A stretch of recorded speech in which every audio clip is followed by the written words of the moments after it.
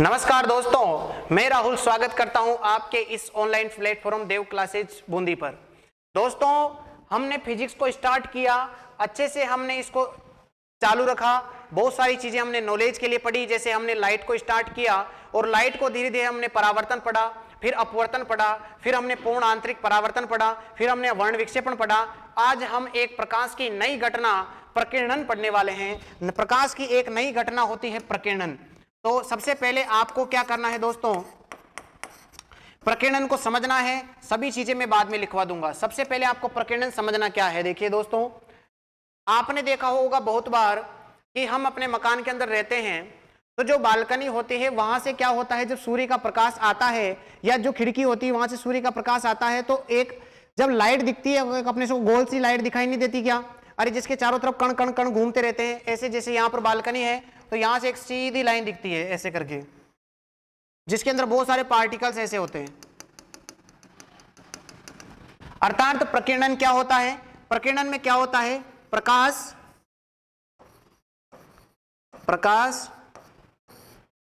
किसी कण से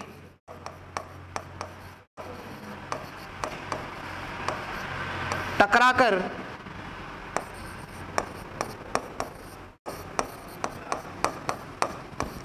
फैल जाता है। प्रकाश किसी कण से टकराकर फैल जाता है। इसी घटना को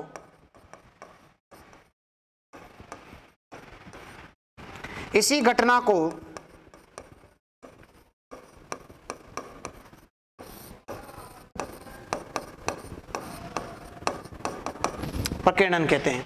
अर्थात जैसे यहां पर कोई कण है, ये कोई कण है, यहां से इधर से कोई प्रकाश आया और इससे टकरा करके ये प्रकाश ऐसे फैल गया प्रकाश, तो यही क्या कहलाएगा भाई, ऐसे प्रकाश फैल गया। इसी घटना को हम क्या कहते हैं, प्रकीर्णन कहते हैं।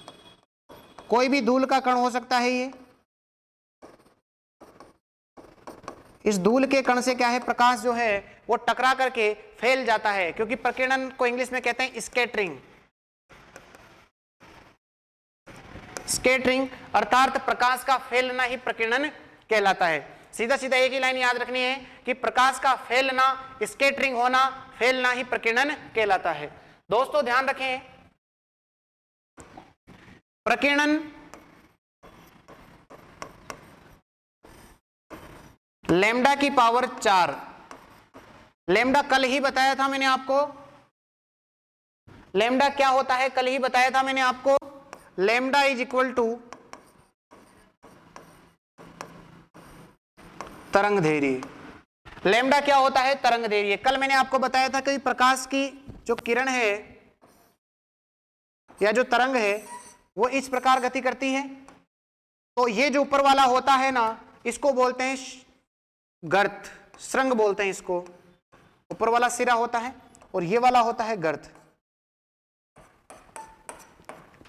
तो दो श्रृंगों, दो क्रमागत श्रृंगों तथा दो गर्तों के मध्य की जो दूरी होती है, इनके मध्य की जो दूरी कहलाती है, इनके मध्य की दूरी ये कहलाती है लैम्डा, और इसको डिनोट करते हैं लैम्डा से। यही क्या कहलाता है, तरंगदैर्घ्य। अर्थात तरंगदैर्घ्य का मतलब होता है लंबाई। जो छोटी लंबाई होती है ना, उसको मापने की इकाई ही तरंगदैर्घ्य कहलाती है। छोटी लंबाई को मापने की इकाई ही तरंगदैर्घ्य कहलाती है। इस लाइन का मतलब क्या हो गया, सर जिस भी वस्तु का प्रकीर्णन कम है, जिस भी वस्तु का प्रकीर्णन कम है, तरंगदैर्घ्य ज्यादा होगा। या ऐसा कह सकता हूं कि जिसका तरंगदैर्घ्य कम है उसका प्रकीर्णन क्या होगा, ज्यादा होगा। क्योंकि ये दोनों क्या है, एक दूसरे के उल्टे हैं। अरे उल्टे हैं कि नहीं है, प्रकीर्णन और तरंगदैर्घ्य एक दूसरे के उल्टे होते हैं। बोलो होते हैं कि नहीं होते? प्रकीर्णन जैसे आपने देखा होगा कि जो अपने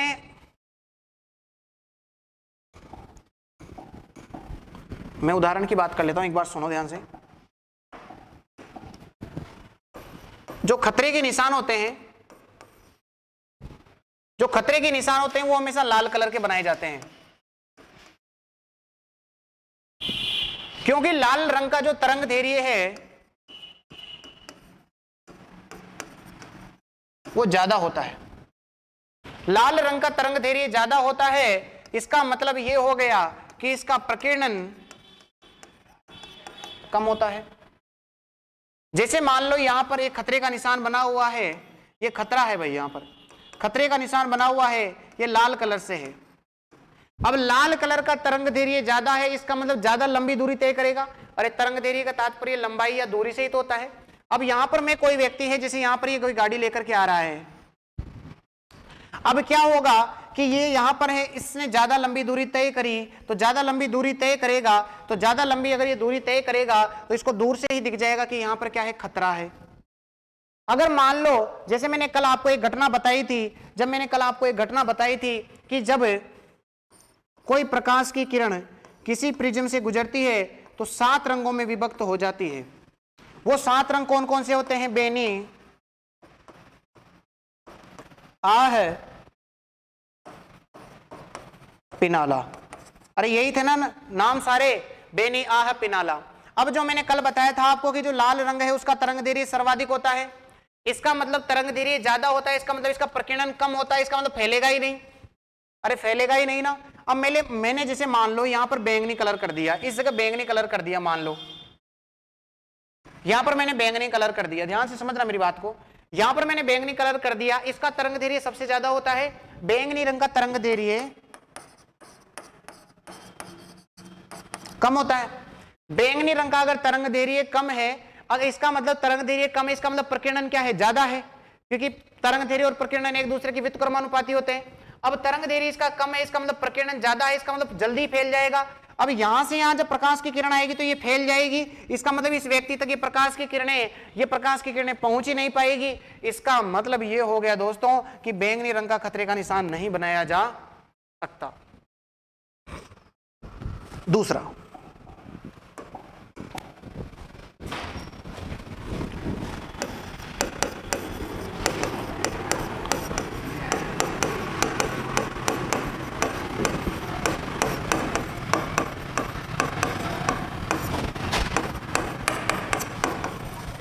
बादलों का रंग नीला दिखाई देता है, क्यों? देखो बेनी,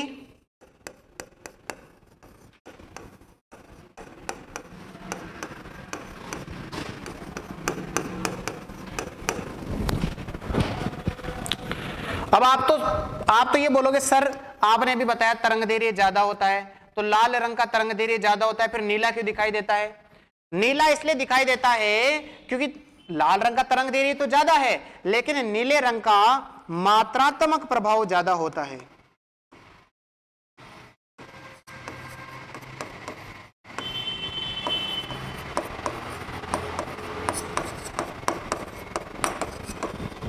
मात्रात्मक प्रभाव जो है वो नीले रंग का ज्यादा होता है।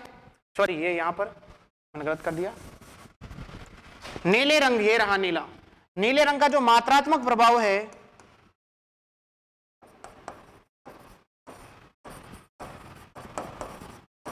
वो अधिक होता है।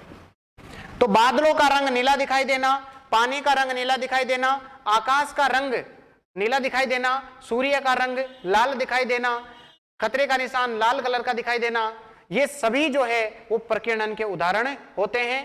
कारण मैंने बताया कि खतरे का निशान लाल क्यों रखा जाता है, क्योंकि लाल रंग का तरंग दैर्घ्य ज्यादा होता है, इस कारण वो ज्यादा लंबी दूरी तय करता है। बैंगनी तो क्या करेगा, तरंग दैर्घ्य इसका बहुत ही क्या है भाई, कम है, इसका मतलब प्रकीर्णन ज्यादा रहेगा, ज्यादा फैलने की क्षमता रखता है, इसलिए मतलब फटाफटी क्या हो जाएगा, ये फैल जाएगा। इसी वजह से जो है दोस्तों, इसी वजह से खतरे का निशान लाल कलर का रखा जाता है। तो मैं एक बार जो अभी तक बताया ये केवल कंसेप्ट क्लियर करने के लिए था। प्रश्न क्या क्या पूछा जाएगा? सबसे पहला प्रकीर्णन क्या होता है, प्रकाश का क्या है, किसी धूल के कण से टकरा करके फैलने की घटना प्रकीर्णन कहलाती है। प्रकीर्णन क्या होता है, लैम्डा की पावर 4 के व्युत्क्रमानुपाती होता है। और तीसरा कंसेप्ट है प्रकीर्णन के उदाहरण। अभी तक जो समझाया वो केवल कंसेप्ट था, उससे प्रश्न नहीं बनेगा। सीधे आपको अगर कुछ भी नहीं आया है तो आपको सीधा करना है प्रकीर्णन के उदाहरण याद कर लेने हैं।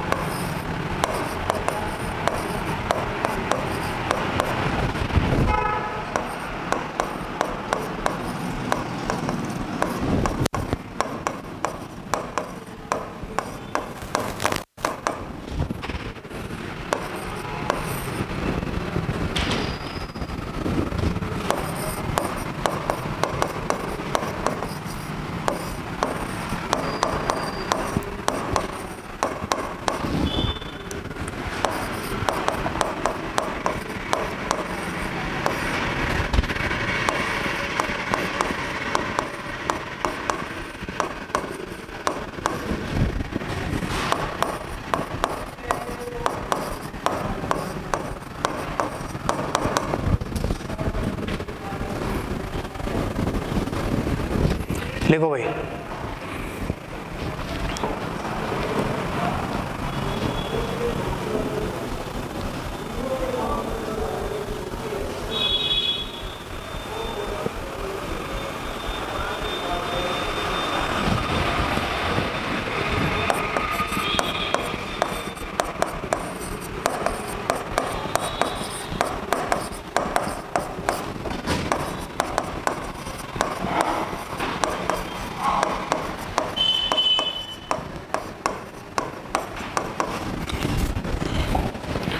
बादलों का रंग नीला नहीं, या नीला नहीं सफेद, मैंने बादलों का लिख दिया। पानी का रंग, समुद्र के पानी का रंग नीला, ये लिखा था मैंने, गलती से आ गया वो लिखने में। मैंने बोला समुद्र के पानी का रंग नीला दिखाई देना। इस प्रकार ये पांचों एग्जाम्पल आपको याद रखने हैं। पानी का रंग नीला दिखाई देना, खतरे का निशान लाल रंग का रखना, सूर्य का रंग लाल दिखाई देना, ये सूर्यास्त और सूर्योदय के समय।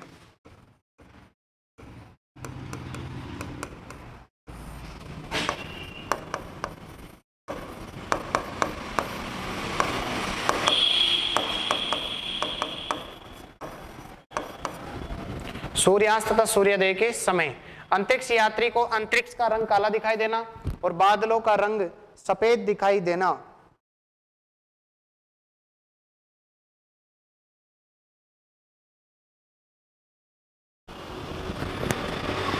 इसके साथ ही प्रकीर्णन क्या होता है दोस्तों, समाप्त हो जाता है। कुछ याद नहीं रखना। प्रकीर्णन क्या होता है, प्रकाश का फैलना। प्रकीर्णन लैम्डा की पावर 4 की व्युत्क्रमानुपाती, और ये सभी एग्जाम्पल आपको प्रकीर्णन के बारे में याद रखने हैं। नेक्स्ट टॉपिक अपना स्टार्ट होता है ध्रुवण। ध्यान दे, प्रश्न बहुत ही बनते हैं इसमें कि, लेकिन एक ही प्रश्न बनेगा इंपॉर्टेंट। ध्रुवण पोलराइजेशन।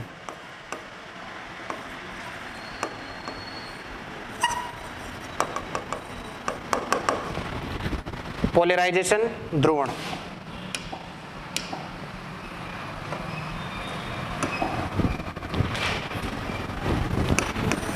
क्या होता है ध्रुवण?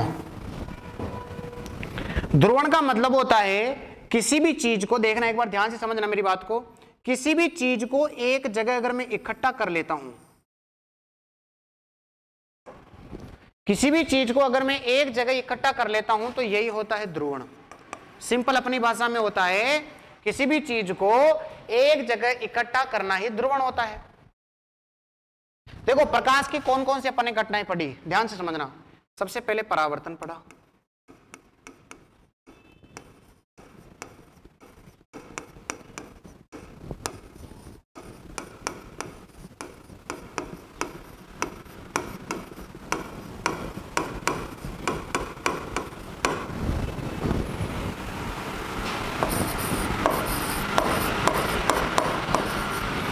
ऐसे प्रकाश की सभी घटनाएं पढ़ी।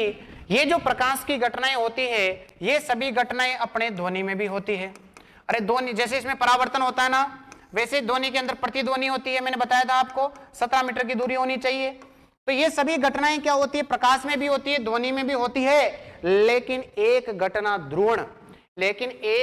ध्रुवण जो है वो ओनली ऑन, हमेशा केवल केवल और केवल केवल और केवल किस पर होती है भाई, प्रकाश में होती है।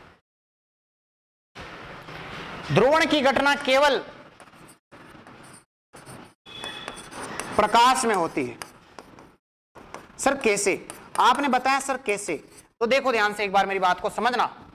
बहुत इंपॉर्टेंट कंसेप्ट, रटना नहीं पड़ेगा। अगर कंसेप्ट आप सीख रहे हो तो, कंसेप्ट सीखोगे तो रटना कभी भी नहीं पड़ेगा, ध्यान रखना। समझना ध्यान से मेरी बात को कि सर आपने ध्रुवण का मतलब बताया, आपने इस ध्रुवण का मतलब बताया इकट्ठा करना, एक जगह इकट्ठा करना ही ध्रुवण कहलाता है, यह आपने बताया। लेकिन मैं कहता हूं सर कि अगर मैंने बोला जैसे प्रकाश में ऐसे एक टॉर्च देखी है सभी ने, यहां से टॉर्च का प्रकाश जाता है, बिल्कुल यहां तक जाता है कि नहीं जाता, जिधर भेजते हैं उधर ही जाता है। यूं थोड़ी है कि साहब टॉर्च का जो है वो करना तो इस एरिया में है और टॉर्च इधर भी जाएगा प्रकाश, इधर भी जाएगा प्रकाश। अर्थात इसका मतलब प्रकाश को तो केंद्रित कर सकते हैं, मैंने लाइट का फोकस करा आपके ऊपर तो वो आपके ऊपर ही जाएगा, ना कि मेरे पास कोई खड़ा हुआ है तो उसके पास जाएगा, नहीं जाएगा। इसका मतलब मैंने प्रकाश को केंद्रित कर सकता हूं मैं, अरे प्रकाश को केंद्रित कर सकता हूं ना, लेकिन मैंने बोला हेलो, तो ये हेलो मैं बोलूं कि साहब वो फलाना फलाना उस आदमी है उसी के पास जाना तू, या मैं यहां से बोलूं 10-50 जने बैठे हैं और मैं बोलूं साहब हेलो, तो 50 जने बैठे हैं ना, तो वो 50 जने जो बैठे हैं मैं बोलूं कि उसी के पास जाकर के अपनी ध्वनि सुनाना, तो ऐसा हो सकता है क्या? मैं ध्वनि को केंद्रित कर सकता हूं क्या? नहीं कर सकता, लेकिन प्रकाश को तो केंद्रित किया जा सकता है। इसका मतलब मैं एक लाइन लिख देता हूं कि सर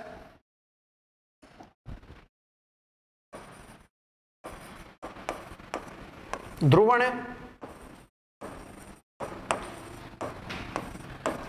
प्रकाश तथा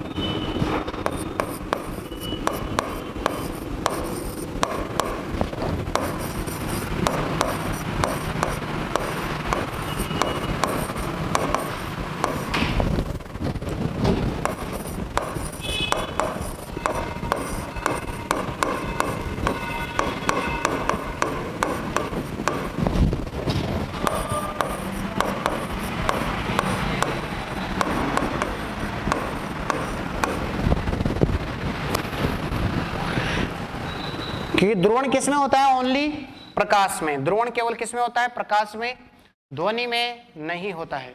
इसीलिए दोनों के मध्य अंतर को दर्शाता है। सीधा सीधा प्रश्न पूछा जाएगा कि प्रकाश तथा ध्वनि के मध्य अंतर को कौन सी प्रकाशिक घटना दर्शाती है? परावर्तन, अपवर्तन, पूर्ण आंतरिक परावर्तन या ध्रुवण? तो दोनों के मध्य अंतर को दर्शाती है ध्रुवण।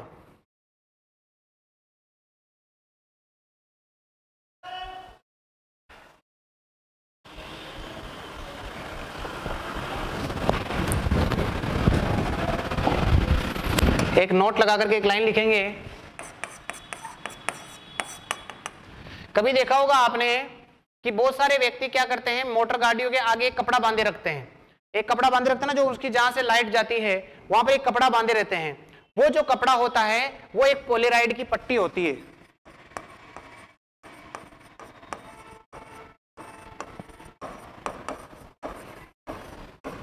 वो एक पोलेराइड की पट्टी होती है। ये पोलेराइड की पट्टी क्या करती है? जो वाहनों की जो चकाचौंध है,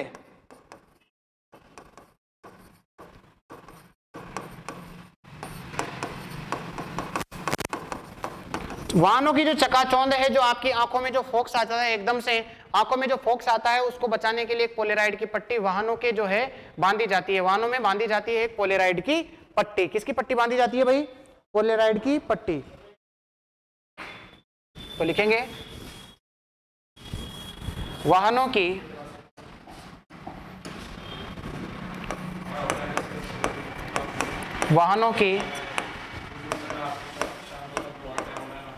चकाचौंध, वाहनों की चकाचौंध को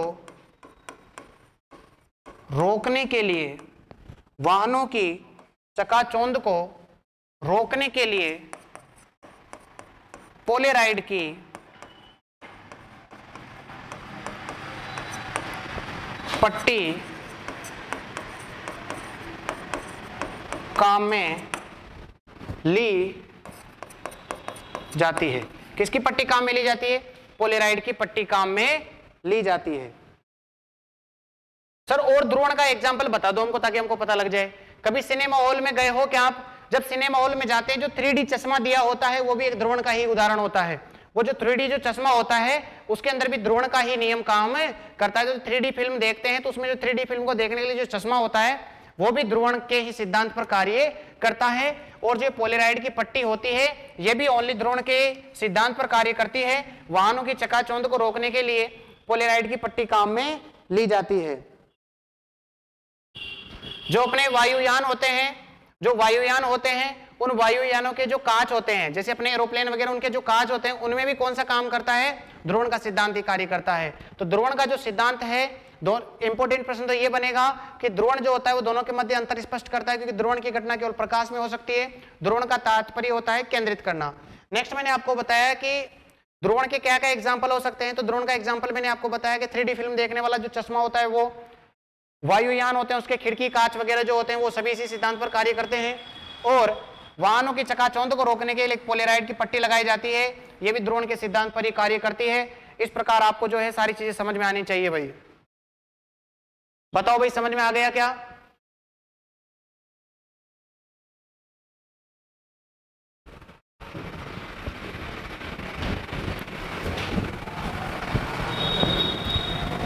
जी सर, इसी के साथ ध्रुवण हो गया। अब हम एक लास्ट फाइनल घटना पढ़ लेते हैं प्रकाश की, उसके बाद प्रकाश के पूरे चैप्टर को समाप्त करते हैं। प्रकाश की एक अंतिम घटना पढ़ लेते हैं, उस घटना का नाम है इंद्रधनुष।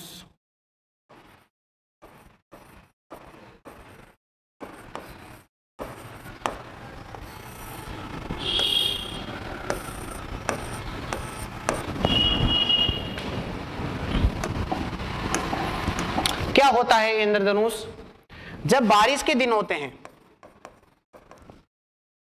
बारिश के जब दिन होते हैं तो क्या होगा, ये जो बारिश के दिन होते हैं ना, इन बारिश के दिनों के अंदर जो ये वर्षा की बूंद है, मान लीजिए वातावरण में वर्षा की ये बूंद है, ये वातावरण में वर्षा की बूंद है, जब इस पर सूर्य के प्रकाश की किरणें पड़ती है तो ये जो वर्षा की जो बूंद है ये प्रिज्म की भांति कार्य करती है। किसकी भांति कार्य करती है? प्रिज्म की भांति कार्य करती है। जब इस बूंद पर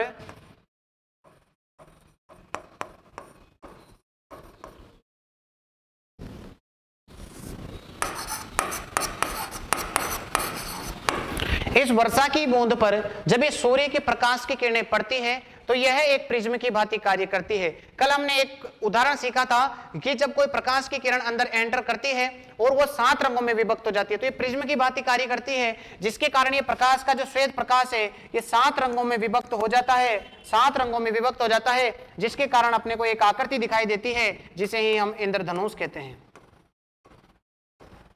7 रंगों की एक पट्टी दिखाई देती है जिसे ही हम क्या कहते हैं? इंद्रधनुष कहते हैं। तो इंद्रधनुष की परिभाषा क्या हो जाएगी?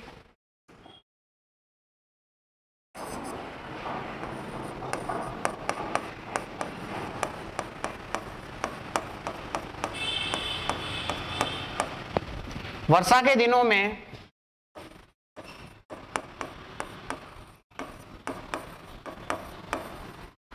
वर्षा की बूंद एक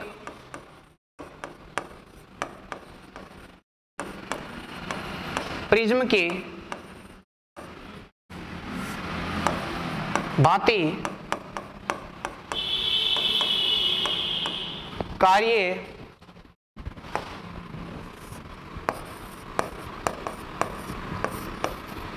करती है। जब प्रकाश की किरण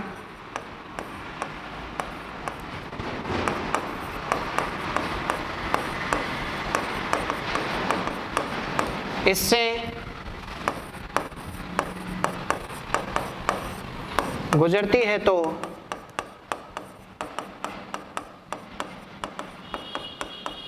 सात रंगों में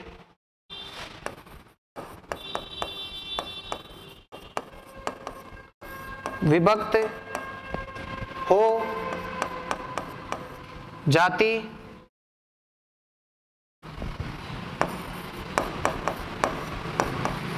है, जिससे एक पट्टी का निर्माण होता है,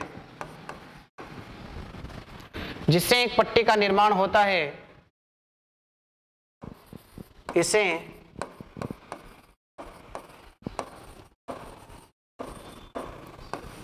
इंद्रधनुष कहते हैं। इसे ही क्या कहते हैं भाई? इंद्रधनुष कहते हैं।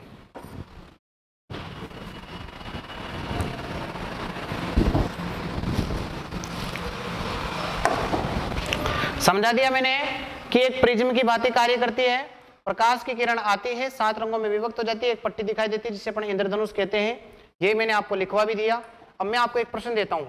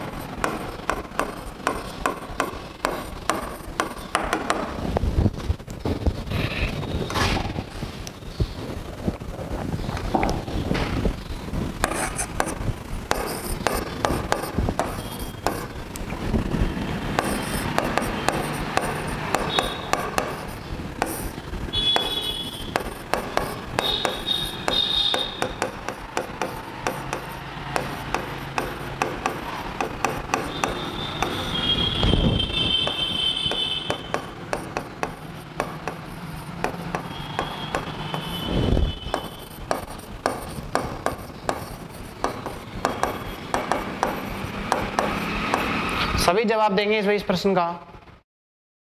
सभी जवाब दें इस प्रश्न का? सभी जवाब देंगे इस प्रश्न का?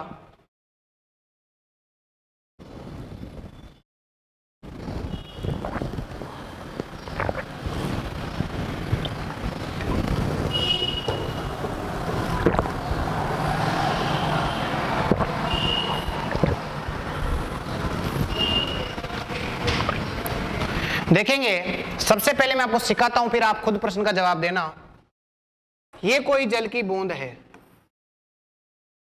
ये कोई जल की बूंद है। जब प्रकाश की किरण यहां से आती है तो बताओ मेरे को, यूं बताओ, बाहर एक वायु है और वायु का माध्यम विरल था और अंदर क्या है? सघन माध्यम। भाई पूरी बूंद है, बाहर वायु है, विरल से सघन में जा रही है तो अभिलंब से दूर हटेगी, मतलब ये पूरी घटना कौन सी कहलाएगी? अपवर्तन। इसका मतलब अपवर्तन का तो उदाहरण है।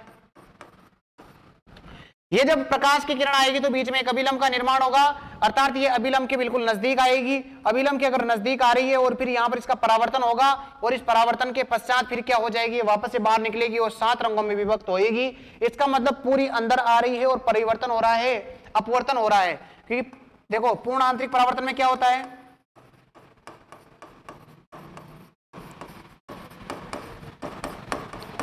पूर्ण का मतलब पूरी अंदर आई, आंतरिक मतलब अंदर आकर के फिर उसका परावर्तन हो गया, अंदर आई, फिर अंदर आने के बाद इसको क्या है? जगह नहीं मिली, फिर यहां से टकराई और फिर यहां से बिल्कुल बाहर निकल जाती है। इसका मतलब इसके अंदर पूर्ण आंतरिक परावर्तन भी होता है।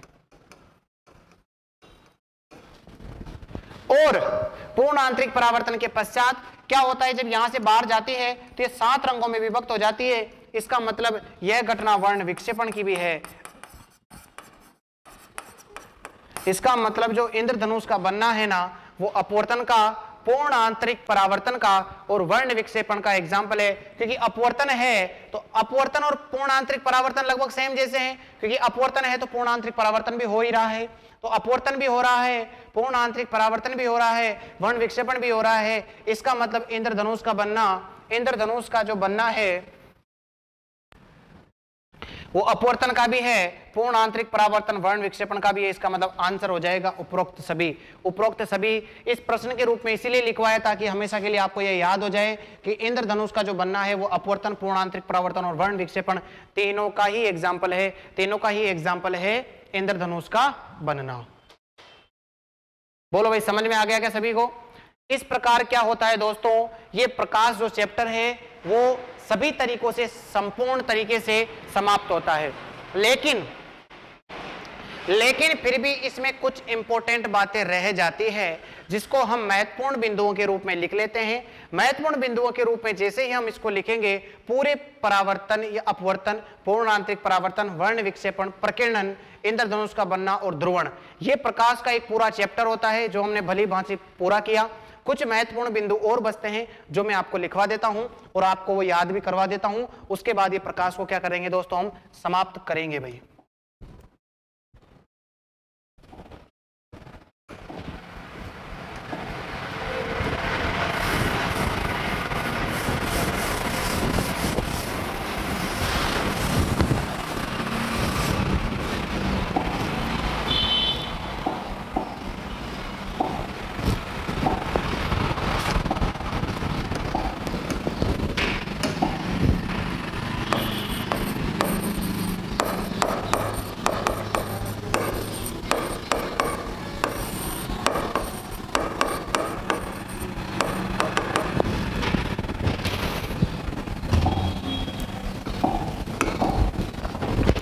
देखिए ये जो प्रकाश है, इस प्रकाश जब आया तो प्रकाश के बारे में एक वैज्ञानिक आए जिनका नाम था न्यूटन, आइजैक न्यूटन। इन्होंने बोला कि ये जो प्रकाश है ये कण की प्रकृति के रूप में रहता है, कणों के रूप में रहता है। कण की प्रकृति के बारे में बताया इन्होंने। किन्होंने बताया भाई? न्यूटन साहब ने बताया। और इन्होंने बोला, एक एग्जाम्पल दिया कि प्रकाश विद्युत प्रभाव, ये किसने दिया था? आइंस्टीन ने। किसने दिया था? आइंस्टीन साहब ने। देखो क्या हुआ कि जब प्रकाश आया तो प्रकाश के बारे में न्यूटन साहब ने बोला कि प्रकाश का जो प्रकृति है वो कणीय प्रकृति होती है। इन्होंने बोला कणीय प्रकृति होती है क्योंकि आइंस्टीन साहब ने बोला कि क्या होता था, प्रकाश विद्युत प्रभाव क्या होता है, समझा रहा हूं कि जब कोई भी क्या होती है, यहां पर सतह है, जब इस पर प्रकाश की किरणें आती है तो जब प्रकाश की किरणें इस सतह से टकराती है तो यहां पर ऊर्जा के छोटे छोटे बंडल जो होते हैं, छोटे छोटे बंडलों के रूप में यहां से ऊर्जा निकलती है, छोटे छोटे बंडलों के रूप में यहां से ऊर्जा निष्कासित होती है, जिसे हम फोटोन कहते हैं। क्या कहते हैं? फोटोन कहते हैं। छोटे छोटे बंडलों के रूप में ऊर्जा निष्कासित होती है जिसे हम फोटोन कहते हैं। अब अर्थात छोटे छोटे बंडलों के रूप में होती है, इसका मतलब प्रकाश की कणीय प्रकृति सिद्ध हो गई। किसके अनुसार? प्रकाश विद्युत प्रभाव के अनुसार। ऐसा आइजैक न्यूटन साहब ने बोला। आइजैक न्यूटन साहब ने बोला कि आप जाकर के देख लीजिए प्रकाश विद्युत प्रभाव जो आइंस्टीन साहब ने दिया उसके अनुसार क्या होता था, जब कोई प्रकाश की किरण किसी सतह से टकराती थी तो छोटे छोटे बंडलों के रूप में ऊर्जा का निष्कासन होता था, जिन्हें हम फोटोन कहते हैं।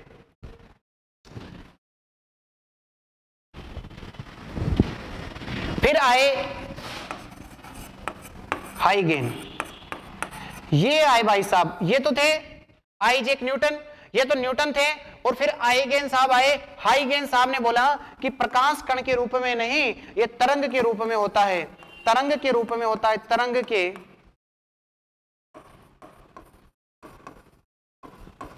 रूप में होता है। इन्होंने बोला कि जब प्रकाश की घटना होती है परावर्तन की, तब भी प्रकाश को तरंग के रूप में माना गया। जब भी तो तरंग आई, प्रकाश की तरंग आकर के टकरा करके वापस लौटी, तरंग के रूप में माना गया। अपवर्तन जब हुआ तब भी प्रकाश को तरंग के रूप में माना गया। इसका मतलब प्रकाश तरंग के रूप में भी होता है। फिर बाद में जो विशेषज्ञ थे, जो साइंस के जो ज्ञाता थे, उन्होंने ये बोला कि प्रकाश तरंग के रूप में भी होता है, कण के रूप में भी होता है। इसका मतलब प्रकाश की द्वैत प्रकृति, मतलब जो दो प्रकार की डबल नेचर द्वैत प्रकृति,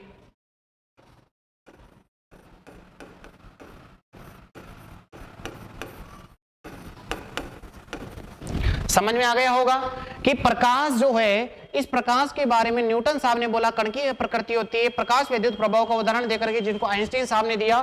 फिर हाइगेन आए, हाइगेन ने तरंग सिद्धांत दिया, बोला परावर्तन अपवर्तन सभी के रूप में जब सभी घटनाएं होती है तो उनको सभी को तरंग के रूप में माना गया। तो विशेषज्ञों ने यह बोला कि प्रकाश कण के रूप में भी पाया जाता है, तरंग के रूप में भी पाया जाता है, अर्थात प्रकाश डबल नेचर का होता है। इसका मतलब प्रकाश की कौन सी प्रकृति होती है? द्वैत प्रकृति होती है, द्वैत प्रकृति का प्रकाश होता है भाई। अब बताओ भाई, प्रकाश के बारे में कोई दिक्कत है क्या? नहीं है सर। पहला एग्जाम, पहली चीज समझ में आ गई। नेक्स्ट, मैंने कल आपको तीन चीजें, एक तो मैंने आपको बताया तरंग दैर्घ्य क्या होता है। तो सर तरंग दैर्घ्य क्या होता है? जब कोई प्रकाश की किरण है और वो प्रकाश की जब तरंग है या प्रकाश की किरण है वो इस रूप में गमन करती है। ये जो ऊपर वाला होता है ये होता है श्रृंग, और जो नीचे वाला होता है ये होता है गर्त। ये होता है श्रृंग और ये होता है गर्त। ये है श्रृंग और ये होता है गर्त। तो दो क्रमांक, इनके जो बीच वाला होता है ना, ये बीच वाली जो दूरी होती है, इनके बीच वाली जो दूरी होती है यही होती है तरंग दैर्घ्य, तरंग दैर्घ्य, तरंग दैर्घ्य, जिसको हम लैम्डा से डिनोट करते हैं। तो दो क्रमागत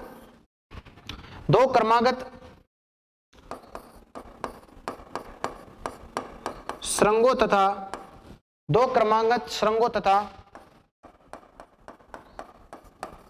गर्तों के मध्य की दूरी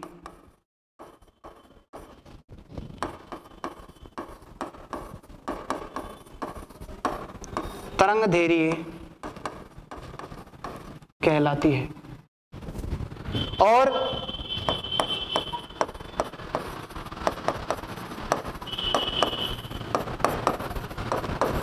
तरंगदैर्घ्य का मात्रक जो होता है, क्योंकि ये कम दूरी को मापने का होता है और कम दूरी को मापने के लिए मात्रक होता है एंगस्ट्रॉम।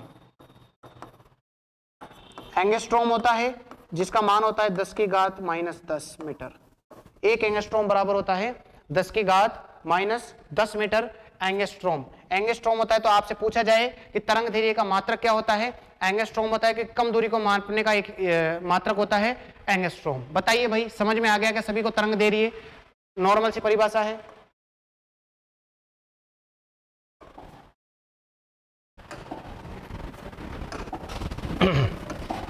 अगली आपको समझनी है एक आवर्ती। मैंने बताया था कि ये मेरा हाथ है और ये प्रति सेकंड कितने चक्कर कर रहा है, प्रति सेकंड लगाए गए चक्करों की संख्या।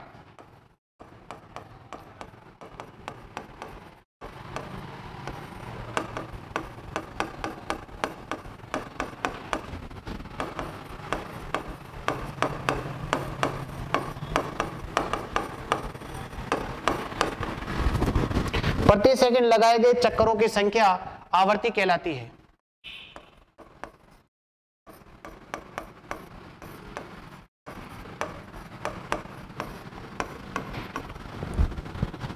प्रति सेकंड लगाए गए चक्करों की संख्या आवर्ती कहलाती है। इसका मात्रक लिख लेंगे सेकंड इनवर्स, जिसको अपन हर्ट्ज बोलते हैं, क्योंकि प्रति सेकंड बोल रहा है, इसका मतलब 1/सेकंड, और इसको बोलते हैं सेकंड इनवर्स, या इसी की आवर्ती होती है। आवर्ती का मात्रक होता है हर्ट्ज। ये मैंने लगभग सभी चीजें पहले पढ़ा दी, फिर आपको पढ़ा रहा हूं ताकि आपका बार बार रिपीटेशन हो जाए और अच्छे से आप चीजों को क्लियर कर पाओ भाई, इसीलिए मैं पढ़ा रहा हूं आपको।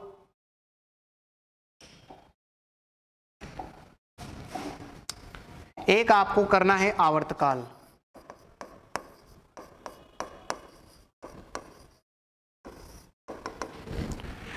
पूरे एक चक्कर जो ये जैसे यहां से कोई प्रकाश किरण यहां तक चली और फिर यहां तक, इस पूरे चक्कर के अंदर पूरा एक चक्कर होता है, इस पूरे चक्कर में लिया गया समय ही क्या कहलाता है? आवर्तकाल कहलाता है।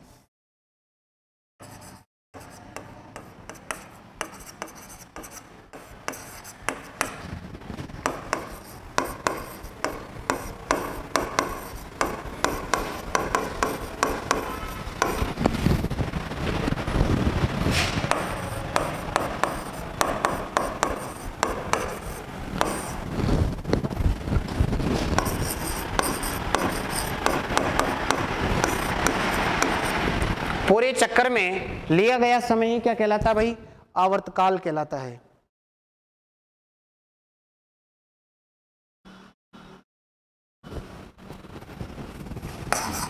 मात्रक नॉर्मल सी बात है, सेकंड हो जाएगा। आवर्ती का मात्रक सेकंड इनवर्स होता है, क्योंकि प्रति सेकंड की बात कर रहा था, इसमें पूरे चक्कर में, तो इसका मात्रक हो जाएगा सेकंड। क्या हो जाएगा? सेकंड। समझ में आ रहा होगा सभी को भाई? सभी को समझ में आ रहा है क्या? तीनों परिभाषाएं। तरंगदैर्घ्य क्या होता है? दो क्रमागत सुरंगों या गर्तों के मध्य की दूरी तरंगदैर्घ्य कहलाती है। आवर्ती क्या होती है भाई? प्रति सेकंड लगाए गए चक्करों की संख्या, और पूरे चक्कर में जो समय लगता है उसे आवर्तकाल कहते हैं। तीनों चीजें क्लियर हो गई। अब देखिए, अब जैसे यहां है सूर्य, ये सूर्य, उस यहां पर है पृथ्वी। सूर्य से पृथ्वी तक प्रकाश को आने में 8 मिनट का समय लगता है। कितने मिनट का समय लगता है? 8 मिनट का समय लगता है। लेकिन अगर यही चांद है तो चांद से पृथ्वी तक आने में 1 सेकंड का समय लगता है। कितने सेकंड का समय लगता है भाई? 1 सेकंड का समय लगता है। सूर्य से पृथ्वी तक आने में 8 मिनट का समय लगता है, और चांद से पृथ्वी की ओर आने में 1 सेकंड का समय लगता है।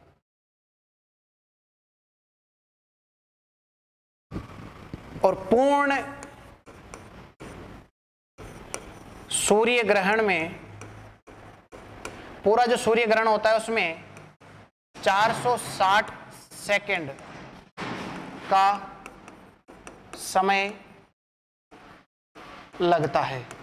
पूर्ण सूर्य ग्रहण होने में पूर्ण जो सूर्य ग्रहण होता है उसमें 460 सेकंड का समय लगता है। महत्वपूर्ण बातों में मैंने आपको सबसे पहले प्रकाश की दैत्य प्रकृति के बारे में बताया, फिर तरंग दैर्घ्य बताया, फिर आवर्तकाल बताया, फिर मैंने आवर्ती बताई, फिर मैंने बताया चांद से पृथ्वी तक आने में 1 सेकंड, सूर्य से पृथ्वी तक आने में 8 मिनट और पूर्ण सूर्य ग्रहण होने में 460 सेकंड का समय लगता है। ये सभी बातें अपने को याद रखनी है। सभी बातें बहुत बहुत बहुत बहुत ही क्या है भाई, इंपॉर्टेंट है। और इसी के साथ आपका जो है लाइट चैप्टर क्या हो जाता है दोस्तों, समाप्त हो जाता है। इसी प्रकार पढ़ते रहें, नोट्स का बार बार रिवीजन करते रहें और नोट्स बनाते रहें दोस्तों। आज हमने स्टार्ट किया था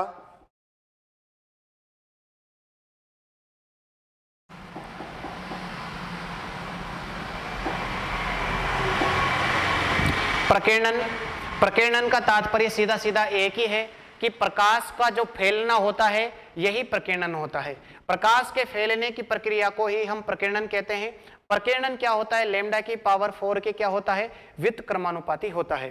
प्रकीर्णन के एग्जाम्पल होते हैं सूर्यास्त तथा सूर्योदय के समय सूर्य का लाल रंग दिखाई देना, ठीक है। उसके बाद समुद्र का पानी जो है वो नीले रंग का दिखाई देता है, उसके बाद कतरे का निशान लाल रंग का बनाया जाता है। ये सभी एग्जाम्पल्स आपको प्रकीर्णन में याद रखने हैं भाई।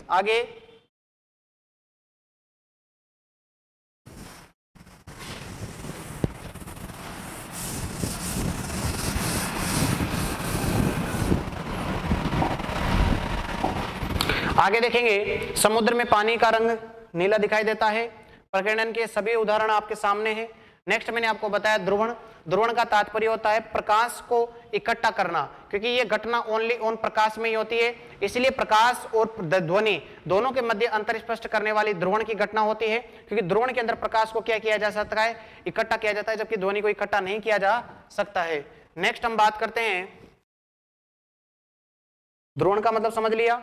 नेक्स्ट मैंने बताया ध्वनि अंतर स्पष्ट करता है। फिर मैंने बताया वाहनों की चकाचौंध के लिए पोलेराइड की पट्टी काम में ली जाती है।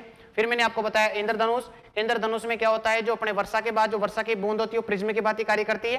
प्रकाश की किरण इस बूंद पर पड़ती है और 7 रंगों में विभक्त हो जाती है, अर्थात इसमें वर्ण विक्षेपण भी होता है, अपवर्तन भी होता है, पूर्ण आंतरिक परावर्तन भी होता है। यही इंद्रधनुष की सारी घटना होती है भाई। ये मैंने परिभाषा लिखवा दी इसकी, ये मैंने लिखवा दिया सारा प्रश्न के रूप में। फिर मैंने आपको बताया प्रकाश के कुछ महत्वपूर्ण बिंदु, अर्थात मैंने बताया प्रकाश की एक ड्यूअल नेचर का होता है, क्योंकि न्यूटन के अनुसार प्रकाश जो है कणीय प्रकृति का होता है और हाइगेन जो है उसके अनुसार प्रकाश तरंग प्रकृति का होता है। तो ये माना गया कि प्रकाश की जो है ड्यूअल नेचर का होता है, अर्थात डबल नेचर का होता है, इस प्रकाश की द्वैत प्रकृति होती है। फिर मैंने आपको 3 परिभाषाएं बताई कि जो प्रकाश की जब तरंग गति कर रही है तो 2 क्रमागत सुरंगों या 2 क्रमागत गर्तों के मध्य की दूरी तरंग दैर्घ्य कहलाती है, और प्रति सेकंड 1 सेकंड में लगाए गए चक्रों की संख्या आवर्ती कहलाती है, और पूरे चक्र में जो समय लग रहा है उसे हम आवर्तकाल कहते हैं। फिर मैंने बताया कि आपको सूर्य से अगर पृथ्वी तक जाना है तो सूर्य से पृथ्वी तक जो प्रकाश की किरणें हैं उनको पहुंचने में 8 मिनट का समय लगता है, और चांद से पृथ्वी तक पहुंचने में 1 सेकंड का समय लगता है, और पूर्ण सूर्य ग्रहण में 460 सेकंड का समय लगता है। इसी के साथ आपका जो प्रकाश चैप्टर है वो विभिन्न भागों में हमने कंप्लीट किया। बहुत ही अच्छे लेवल से मैंने आपको पढ़ाने की कोशिश करी। इसी के साथ आपको सब कुछ याद भी हो गया होगा। पढ़ते रहे, हंसते रहे, मुस्कुराते रहे, अपने गुरुजनों और अपने माता पिता का सम्मान करें दोस्तों। धन्यवाद, मिलते हैं नेक्स्ट वीडियो के अंदर। Thank you.